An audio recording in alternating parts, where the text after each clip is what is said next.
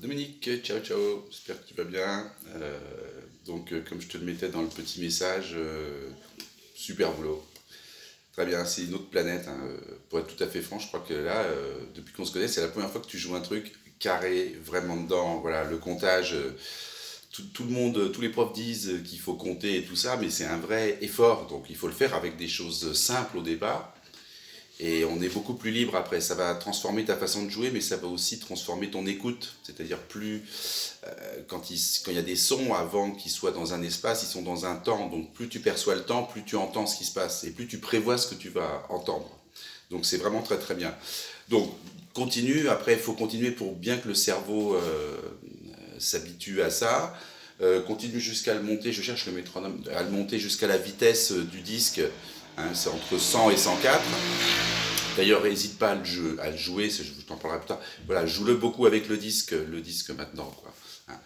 Voilà, alors si tu t'enregistres par exemple, tu peux faire une version où tu comptes à haute voix, comme tu fais, et puis après tu commences à faire des versions où tu comptes pas, où tu comptes dans ta tête, comme les gens disent, quoi. Et on s'aperçoit qu'au début, quand on recompte dans sa tête uniquement, le cerveau fait des trucs bizarres, il se remet à compter étrangement des choses, quoi. Voilà, donc il faut alterner entre les deux, parce que bien sûr, on développe le sens du temps, mais quand on joue, on ne compte pas, quoi.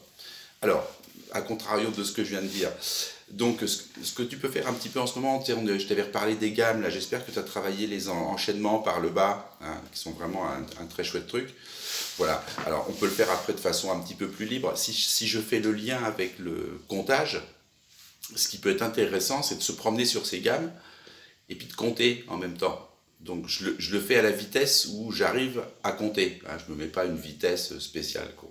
Donc ça ferait ça par exemple, ça ferait 1, 2, 3, 4 et 1, 2, 3, 4 et 1, 2, 3, 4, 1, 2, 3, 4 et 1, 2, 3, 4, 1, 2, 3, 4, 1, 2, 3, 4, 1, 2 et 3 et 4 et 1, 2, 3, 4 et puis 1, 2, 3, 4 et puis 1, 2, 3. Voilà. Après, évidemment, on peut faire des autres rythmes. S'il faut le faire plus lent, hein, c'est pas grave. C'est vraiment pour voilà, s'entraîner à développer la sensation du temps, puis c'est assez amusant. Tu as remarqué, quand je le fais, je me déplace, voilà, j'essaye de me déplacer pour travailler mes 5 modes, voilà, de façon un peu plus moins, enfin, de façon à faire du rythme en même temps, plus intéressant que simplement de les faire comme on les faisait là, ce qui est déjà bien, quoi. Ok.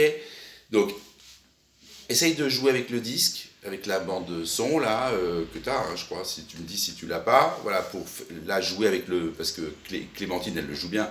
Hein, donc d'être en place, voilà, avec elle, justement si tu comptes, tu vas vraiment pouvoir voir les petites nuances du temps et ce genre de choses là, quoi. Voilà, et puis après jouer dessus. Alors bon, il y a déjà quelqu'un qui joue, hein, donc c'est un peu ennuyeux de jouer en même temps. Il y a plusieurs façons de faire. Donc tu peux jouer, donc tu peux jouer en continu. Hein. Donc ça donnerait ça, par exemple.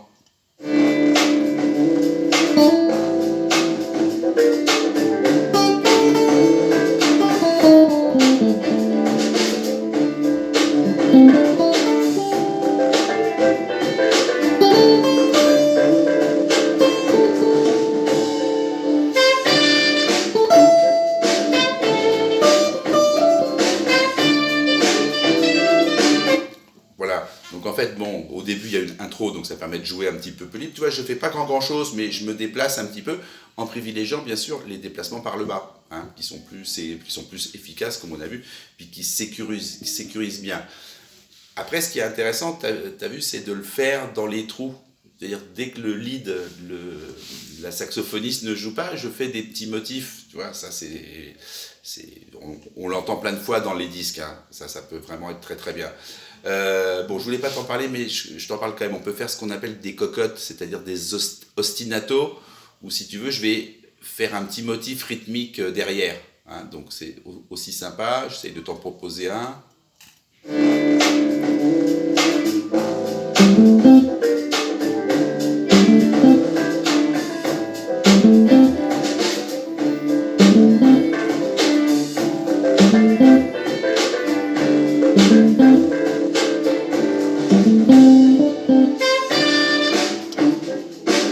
Voilà, donc tu vois, je fais une petite répétition, un petit motif. C'est des façons d'accompagner sans faire trop de choses et qui sont très efficaces. Après, donc pour faire un petit peu tout ça, puis préparer les improvisations, puis pour faire ce que j'appelle de la recherche de doigté, c'est-à-dire que maintenant que tu connais les gammes, ces gammes-là, c'est infini, hein. Chacun il va un petit peu de ce qu'il entend, puis de sa facilité à faire certains trucs. Donc ce que je voudrais que tu fasses, c'est que tu me travailles, donc vois les enchaînements, fais un petit peu ça, et puis que tu me travailles des riffs. Tu sais, les riffs, c'est un motif qui se répète, obsessionnel, un motif mélodico-rythmique, qu'on répète, qu'on répète, qu'on répète, et puis la section rythmique va intensifier ça. Donc il y a des riffs comment dire, célèbres, hein.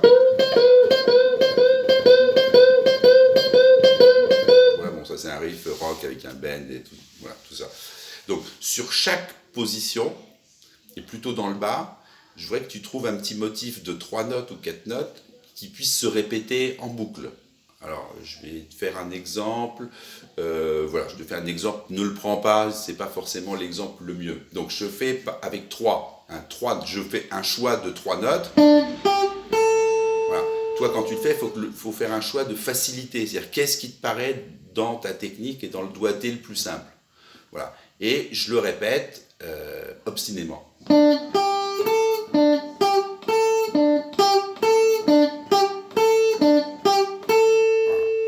Notes. Alors 3 notes c'est efficace parce que les environnements sont pairs, on fait des croches ou des doubles croches, donc de faire une décomposition par 3, ça sonne bien.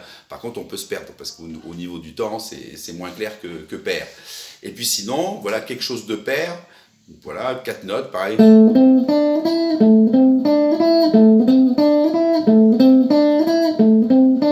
Voilà. J'ai fait exprès, pour tout dire, de prendre des exemples où le doigté n'est pas très pratique, pour que tu en trouves des mieux. Donc le plus simple possible. Hein, au début ça paraît un peu cucu si on peut dire, mais après avec la technique, plus c'est facile, plus on va pouvoir mettre de la technique à l'intérieur, c'est-à-dire changer le rythme, changer la vitesse, voilà. Si on fait trop compliqué au départ, bon, ça va être difficile à mettre en place avec le stress, et en plus ça va pas être très évolutif parce qu'on va être à fond, quoi. Voilà, donc un riff de 3 notes, un riff de chaque note, de 3 notes ou de 4 notes sur chaque mode. Hein, voilà. Donc nous on a travaillé surtout les 3 cordes du bas, tu peux rajouter encore la corde de Ré. Voilà. On fait moins des riffs dans les graves comme d'habitude parce que les graves, on entend moins ce qui se passe, ça a tendance à embrouiller un peu ça, quoi. Voilà, et puis après, donc ça c'est déjà bien. Voilà, après entraîne-toi à jouer dessus. Si tu peux faire comme moi, c'est-à-dire, je sais pas si tu as une petite enceinte, hein, essaye de... Là, je sais pas si tu m'entends, le son, c'est pas... Il faudra voir si je peux trouver mieux. Tu mets le son dans le fond, et puis par exemple, tu te filmes comme tu l'as fait là, en train de jouer le thème avec le disque. Tu vois, voilà. Maintenant, c'est plutôt un travail d'interprétation, de son, de lâcher les coups, voilà, pour le faire de façon, une fois que tu es en place, voilà, là, c'est vraiment très très chouette pour ça, quoi. Voilà, et ben écoute, je te laisse continuer tout ça, et puis amuse-toi bien avec les riffs, on peut trouver énormément de choses, il faut vraiment, encore une fois, hein, prendre vraiment le plus simple, quoi. Donc un petit peu sur chaque mode, voilà. Je te conseille aussi, maintenant que tu commences à travailler plus profondément, si on peut dire, une petite feuille, et puis on se les note, les riffs, tu vois. Hein, voilà, si tu fais ça comme ça, hop, tu te notes, parce que tu vas voir que dès qu'on commence à quand même travailler assez profondément, précisément, on oublie les choses. Oui, oui, oui. Donc c'est bien d'avoir une petite feuille comme ça, quand le vendredi, tu te rappelles plus du riff du lundi, tu l'as, et ça te permet de ne pas regalérer. Voilà, moi je dis ça, je dis rien, mais comme ça m'est arrivé, et ça m'arrive encore plein de fois, j'ai toujours une petite feuille à côté de moi où je griffonne. Voilà, porte-toi bien, et puis à très bientôt. Ciao, ciao.